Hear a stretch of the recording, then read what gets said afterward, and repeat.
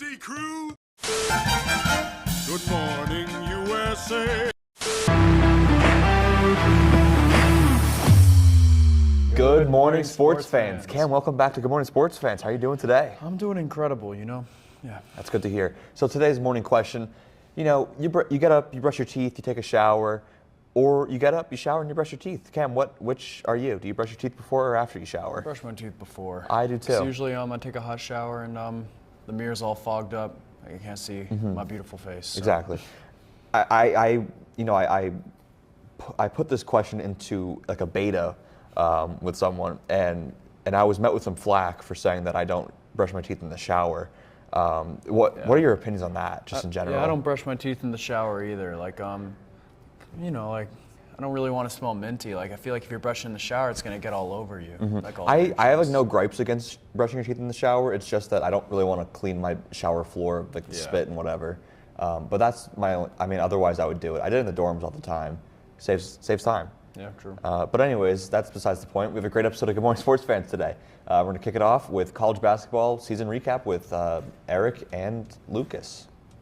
Thanks, guys. So we've got a champion now for college basketball. Florida beat Houston 65-63. I think first touching on how they got there, Houston with a pretty improbable upset over Duke. I thought they were out of it, and then next thing you know, you hear the announcer going, Houston will be in the championship, and I'm like, what?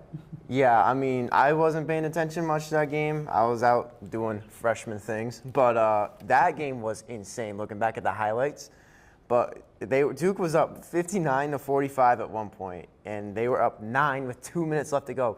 90% of the time, that usually means you're good to go. But this is the 10% of the time. It's March, or really April, but it's the Final Four. But let's start off with a bad inbound play. It was a horrible inbound play that caused a turnover. And then Cooper flagged with the over-the-shoulder foul. I thought it was questionable. I thought it was questionable, too. Yeah, I thought it was clean. Because, I mean, he's all contact like that. End of the game, you got to kind of let that you got to get physical. So, yeah. I mean, I think the refs kind of played a part into that result, but great win for Houston. But let's talk about their next matchup against Florida. Yeah, I mean, this game is kind of a tale of two halves, at least from the refereeing perspective and for watching the game. In the first half, super physical. Offenses weren't firing on all cylinders, but it was a fun, kind of physical game. Yeah. But only 4 fouls in the first half. Then you come out of the half, 26 fouls in the second half were called. Five fouls were called on Florida just within the first 2 minutes of the second half, and you had both teams in the bonus with 10 minutes to go. It really slowed down the game, and I think you lost some viewers that way because it was just a game where in the second half you felt like guys couldn't do anything. They couldn't put their hands on each other or there would be a foul call. See, I'd argue that because of one man wearing blue, Walter Clayton Jr. He did it again. He is a clutch man. He's been all tournament long. He's the most outstanding player for a reason. Sure, he only had 11 points, but he also had 5 rebounds and 7 assists. This was the most balanced game from Clayton, in my opinion. Where in other games, he was like, give me the ball and I'm going to make the bucket. He was like, okay, I'm going to be a team player here. And I have to say, it's not like the second half didn't have excitement. I mean, he had a 12-point comeback completed in the second half. Yeah. It's just, I kind of got lost in wondering what the refs were going to call next towards the end of that game. You had the technical foul that people, don't agree with. You had the goaltending, which was in the first half, that people think changed the game. And so it was sadly one of those games where so many more people are going to talk about the refs than Clayton's block. And I don't think that's fair, but I think that's sadly the way that it's going to happen, the way this game's going to be remembered at least. Yeah, but I want to think about that final play where the player from Houston, I forgot his name, but Sharp, yeah. Sharp, yeah. He let the ball dribble. I mean, I get why. It's smart. You can't do that or it's going to be a travel. I don't know what the awareness of Houston, big fat goose egg. But either way, Florida champions, and I got that right. Yeah, and you got to give credit to Florida. 2 possessions at the end of the game. Houston didn't even get a shot off. You had one, Sharp dribbles it off his leg and out of bounds. Sharp drops the ball, can't pick it back up or it's a travel. So 2 straight plays where, Houston had chances to keep themselves in the game, tie the game, take the lead, and couldn't do it. Well, let's transition to. Is it roundup? Okay. So is it? Yeah, just take a second and then just. Okay. Because it's the round. So Okay. Sorry about that. You got like 30 seconds. All right. Well, either way, it was a fantastic national championship game. Yeah, and let's kind of look at these two teams going forward. Florida kind of has to overhaul their roster again. They lose Clayton, they lose Martin, so they lose two big players on their team. But I think Todd Golden, he's a guy who's built through the portal before. That's how they got here. But then Houston, they have the #2 recruiting class coming in. They do. So they lose their two best players, but they've got firepower coming in, young freshmen. And Houston has a brand of basketball that works. They play physical, they play defense. If they can get some offensive, firepower, they're a team that's going to be tough in pretty much any tournament going forward. They're in the Big 12. They're going to be tested every year. I like Houston's future. I also like Duke. You got the Boozer twins coming in, and you got a couple other guys, Sheldon Henderson, Nicholas Kamenia, I think that's how you say his name. But I like Duke coming in the next year. And maybe Cooper Flag. You never know. You never know. But that's a wrap on college basketball season. We're throwing it to Andrew and Spencer for an MLB update. All right, thanks, guys. And Spencer, we're about a couple weeks into the MLB season, and there's already been some pretty big extensions. Yeah. Recently, a couple days ago, Vladdy getting extended. What are your thoughts on that? So Vladdy, 14 years, $500 million. He is staying north of the border in Toronto. Blue Jay fans have been waiting for this day to come for a few years. Obviously really worried their star first baseman will be on the move after rumors circulated this offseason. And kind of my main takeaway from this is I don't think there's going to be a full rebuild in Toronto. It seems like the team's direction is kind of to win now. Although they struck out on Shohei Ohtani two off seasons ago, they still were really in pursuit of him. Also went after Juan Soto this offseason, signed Anthony Santander, they also inked Max Scherzer to a one-year deal. So I really think this indicates that they're here to kind of stay. And while I don't think they're a contender in the AL, I do think they're a team capable of making the AL wild card. What are your thoughts? Yeah, I would agree on that. I feel like it's a little bit overpay for a guy who, yet again, like Soto, like Devers, will probably be playing DH in a couple years. Yeah. But, I mean, this is just the direction it's going. The power hitters are getting paid a lot of money just to hit. And in the AL, too, there was a big extension this past week. Garrett Crochet, who, aside from Vladdy, was going to be the hottest name on the market this upcoming year. Yeah. Only 6 years, $170 million, which Red Sox fans might feel like is a little bit of a steal. What are your thoughts? Yeah, first off, I'm going to start by kind of slandering Jerry Reinsdorf from the Chicago White Sox of just how poorly of an organization they are. If everything worked out after that incredible 2021 season Chicago had, and all the pieces aligned, both offensively and pitching, I think Crochet would have been an absolutely crucial part of their success. But now he's in Boston, and I think this is an absolute steal for Boston, as Andrew touched on, keeping their lefty ace in before he was set to reach the free agent market at the end of this offseason. So I think this is an A-plus move, and it's absolutely huge for Boston to get this done. All right, now that we're a couple weeks in, we could start to see what direction teams are heading. Yeah, so there's a couple hot teams, a couple cold teams. Who is your hottest team right now this year? My hot team right now, after a scorching hot end to last year, I'm going to go to the Motor City, the Detroit Tigers. They started the year 0-3 after getting swept by the powerhouse LA Dodgers, but since then they're 7-1 and have most recently swept the White Sox, which isn't a hard task to say the least, but they've won the first two from the Yankees, and their offense, I don't want to buy myself into it because I've done it the last 2 years, but Spencer Torkelson, could this be the year he finally breaks out? He's hitting .310 right now, and signs are very, very promising. But also guys like Zach McKinstry, Kerry Carpenter, Screwball have all been phenomenal so far. So I have high hopes for this Detroit team. Yeah, and for me, I'm going to have to go with the Philadelphia Phillies. I mean, just leading off of their last couple of years where they've made the postseason, they made deep runs. Last year didn't go so well, losing the divisional round. But this year, I mean, they just got past beating the Dodgers in 2 out of 3 games at home. And, I mean, that's a really good sign for them. And I think they'll be good. Now for some of the cold teams, I'd like to start with this one. I want to go with Atlanta. Atlanta has seemed like everything's gone wrong with them, with Profar getting suspended for PEDs. Only 1 of 8 taking 1 game against the Marlins and being swept by the Padres and the Dodgers so far. Yeah, and for my team, the New York Yankees, not so fast with the torpedo bout. Slow it down, slow it down. The Yankees offense has been stymied in 2 games against Detroit so far, putting up just 6 runs also over its past 3 games. And I don't think it's cause for panic. It's still really early, just 11 games into the year. But I think the opening series may have been more of an outlier than the actual reality for the Yankees. All right. Now we're going to throw it over to Ethan and Jason to recap the NHL. We're talking some puck today as we have about a week left until the NHL season ends. A lot has happened, of course, this weekend that we'll get into. I'm Jason Glick. That's Ethan Koppelman. We'll be talking about specifically, we'll start with Alex Ovechkin. Yeah. Goal 895. What do you think about this, Ethan? So it was really interesting. The Capitals had a home game. I believe it was Saturday night. Ovechkin had 2 goals. The crowd was going nuts. Other team, I don't remember who they were playing. They emptied their net. Ovechkin says, take me off the ice. I don't want another shift. I'm going to do it with a goalie in net. Next game against the Islanders, tickets to get into that arena, you couldn't get in for less than $1,000. And what happened is all these Capital season ticket holders, I'm sure they flew up to New York. It was 80% Capitals fans in the stadium. They lost the game 1-4, but the fans got what they wanted. Ovechkin scored. Yeah, you saw that crowd reaction. I don't think I've seen a reaction like that from an NHL crowd in probably ever. I mean, even on the road, mind you. Yeah, even on the road. Yeah, I mean, you see teams winning Stanley Cups. So we can talk about how bad that Florida Panthers reaction was last year. That stadium was absolutely silent. But we're getting off topic. Alex Ovechkin, though, goal 895, passing Wayne Gretzky. I mean, obviously this is not GOAT status for him, but this cements him as a pretty good status. You know, maybe they renamed the Maurice Rocket-Richard Trophy for the leading goal scorer in the league after Ovechkin. I actually would not even hate that. I mean, the guy's won the award so many times. And to think that this guy is putting up 40 goals in the season where he's 39 years old, the guy's been graying for 10 years and is still awesome.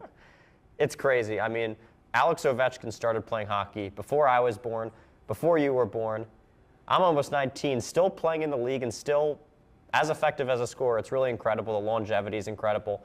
And this is a record that you don't know if it's going to be broken. It's really impressive. I don't think we thought it would be broken before, and now here we are, it is. Yeah, you saw Alex Ovechkin get interviewed. I think it was 10 or so years ago, back when, of course, he had brown hair. He said that there's no way anyone would touch that record, even though the reporter's like, maybe you can get this record. But here we are, 2025. And it's interesting. I think it's the same increments of every single year, or I think it was in the 90s. So I think watch out for something in the 2050s. The next goal scorer will break this Alex Ovechkin record. But let's move on to NHL playoff talk. We're getting really close. Most teams have 5, 6, 7 games left in the season. The season ends on next Thursday.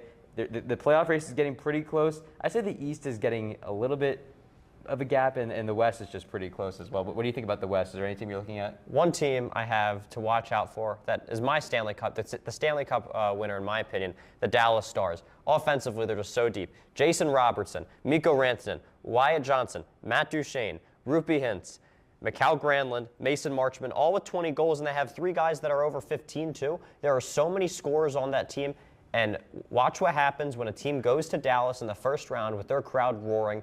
Those Dallas fans, in general, for sports, have not had a lot to cheer about this season. They traded Luka Doncic, Mavericks playing the same building. Very angry. Those Dallas fans are going to come in, see the Stars play. They are so deep offensively, and look at the goalie too, Jake Ottinger, one of the best in the league. That's half the battle. I think that this team is scary. They have strengths in all areas. They don't really have a clear weakness. With the crowd, too, that's my pick. Jake Ottinger's been awesome. I think he's definitely top 2 in Vezina. Him and Hellebuck have just been duking it out, and I think any of them would really deserve it. And they're even getting Tyler Seguin back, hopefully, in the near future. I'm not sure. I think that's a possibility for the playoffs. Yeah, definitely. And we're going over to the East. Obviously, there's a good amount of separation in the wild card. So I'm going to look at a team that is in good position in their division, in the Atlantic Division. The Tampa Bay Lightning have been really good this year. Everyone's like, oh, they're losing Steven Stamkos, and it's sort of going to be their downfall. But a lot of guys have really stepped up. You saw Jay Genson, one of the best acquisitions this past offseason. He's coming in with 77 points. Absolutely awesome year for him. They have 5 guys over 60 points, including Victor Hedman, who has been doing this for so long. He's the captain, obviously, and he's just been awesome. Kucherov, incredible. Second in the league in assists. He has almost 120 points.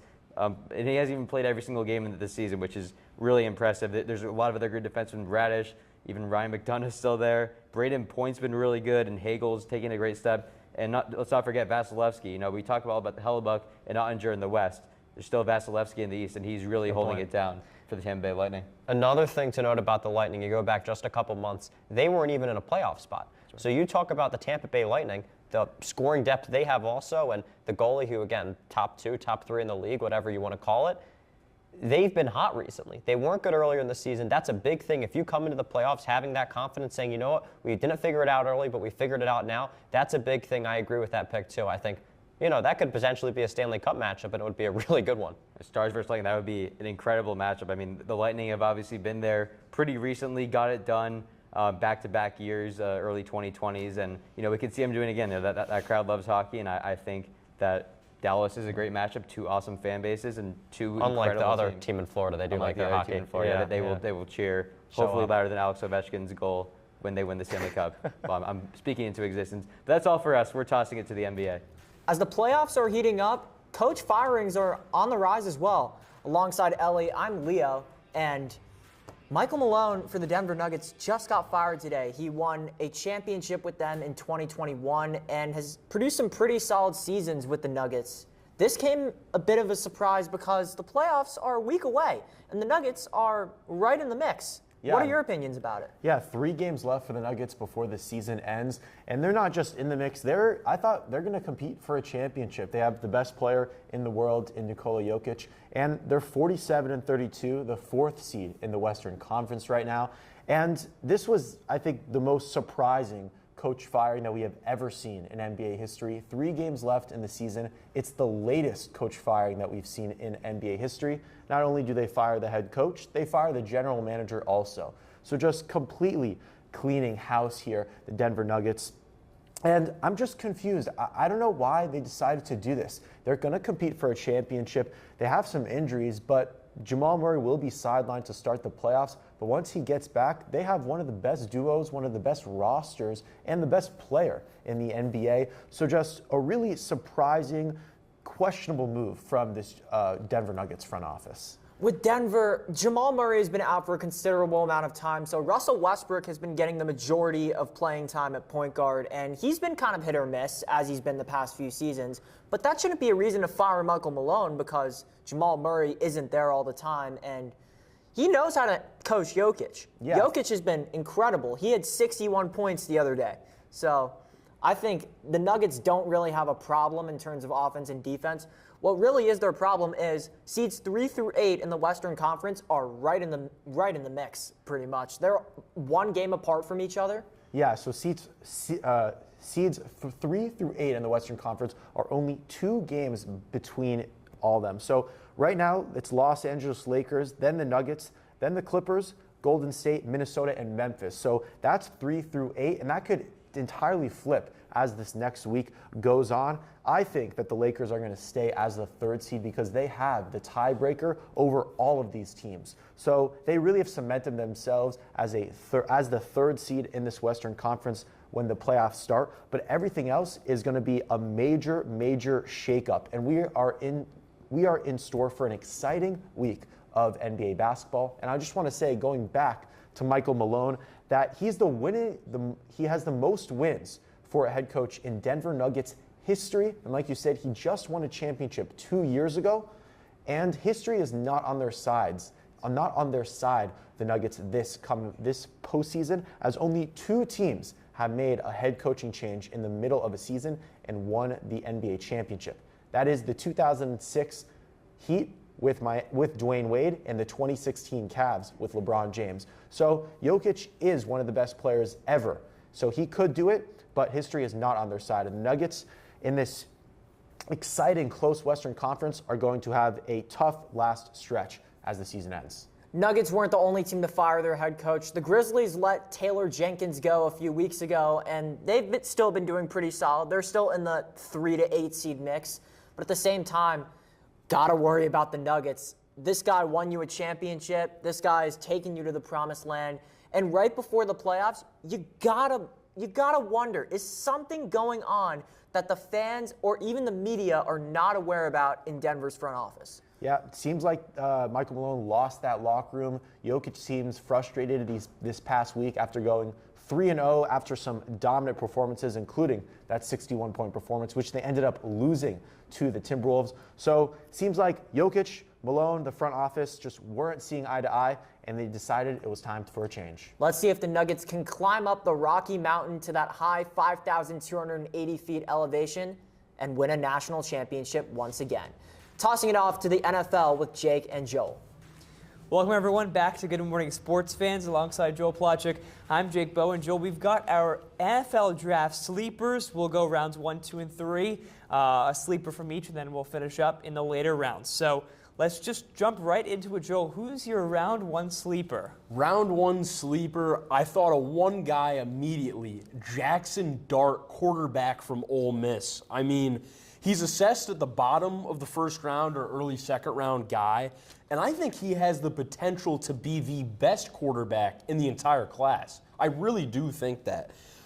This past season with the Rebels, he was the best quarterback in college football with passing efficiency, and he recorded the most total offense, most yards with around 4,700 total.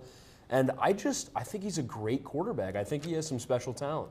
Yeah, I have Jackson Dart as well. You look at the draft and you look at who's on the board. You've only got 2 quarterbacks really that are going in the top 5 picks, and you've got a very high quarterback demand draft class. You've got late teams like Seattle Seahawks at pick 18, the Steelers at 21, and the Rams at 26. All guys who are going to need quarterbacks. And Jackson Dart, don't be surprised if he goes in the mid to late rounds, because you see these teams needing a quarterback. Joel, you mentioned it. I think Jackson Dart has the highest potential in this quarterback class. I mean, we saw in the Gator Bowl, he had some crazy passes, blew Duke out of the building, and it's just, I feel like going to take it to an even higher level in the NFL. Yeah, absolutely. I think just with such an uncertain quarterback class, he definitely could end up being the best. I really think that. So on to round 2, All-Star, we've got my sleeper, Isaiah Bond, wide receiver from Texas.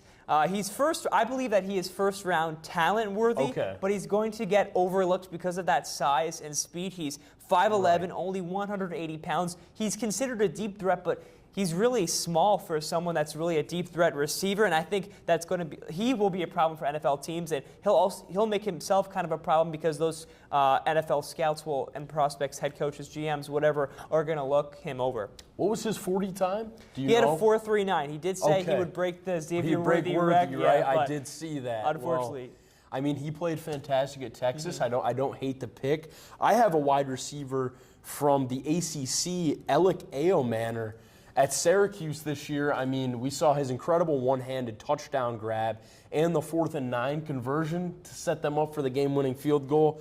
But what comes to mind for me is the 300 yards, 3 touchdowns last season in 2023 against Travis Hunter, who, he wasn't at his Heisman caliber, but he was still one of the best in college football, and he embarrassed Hunter.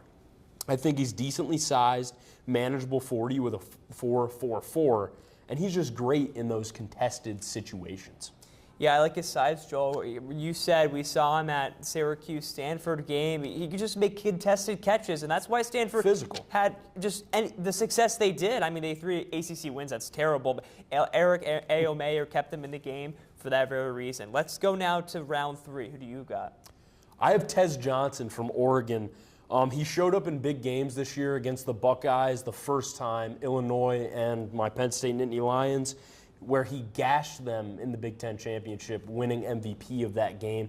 There's a lot of concerns with him. He's 154, 5'9". For comparison, Devontae Smith is 3 inches taller, about 15 pounds heavier. I think that's the main concern, but a lot of people are looking at that 40 time. 4.51, I don't buy into that. He had the fastest 3-cone drill at the combine and clocked the highest speed during route running drills of any receiver. I think the 40 and your game time speed is completely different, but that size is something to look after, just to look at. But I think he's electric. He moves very fluently. I think he'll be successful in the NFL. Yeah, I think if Devontae Smith could do it, I think anybody could do it. I had doubts about Devontae Smith, but he's really shown how he could be a top receiver in the NFL.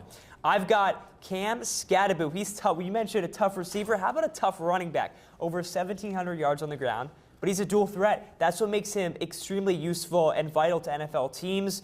He has over 600 yards through the air. But let's finish up quick, Joel. What's your late round sleeper? I'm going to go LaQuint Allen, running back from here, Syracuse. I mean, he's a jack of all trades, over 1,500 all-purpose yards.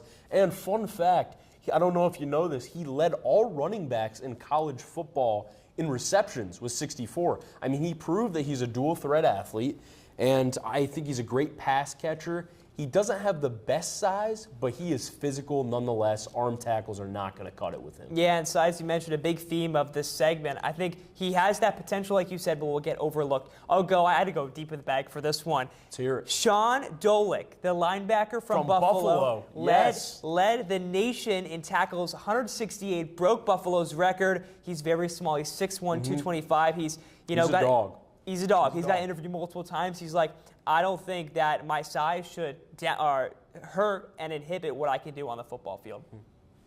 Well, that'll do it for the sleeper draft segments. Let's send it now to the outro. Thank you guys for watching another good episode of Good Morning Sports Fans. Cam, for our 30-second outro challenge. In the spirit of the March Madness finally ending, I'm going to ask you, name as many national championship teams starting now. Okay, so we got, of course, Florida, UConn again, Kansas, Baylor. You missed it due to COVID in 2020. See, this is where I start to do really bad. Like 2019, that was Virginia. I'm just going to start ripping teams. Go for it. Villanova, UNC, Louisville won championship. Of course, Syracuse, Duke, Florida won. Well, actually, I already said Florida, but I was going to say Florida won twice in a row. Three. 3, Maryland, 2, Michigan 1. State, Arizona.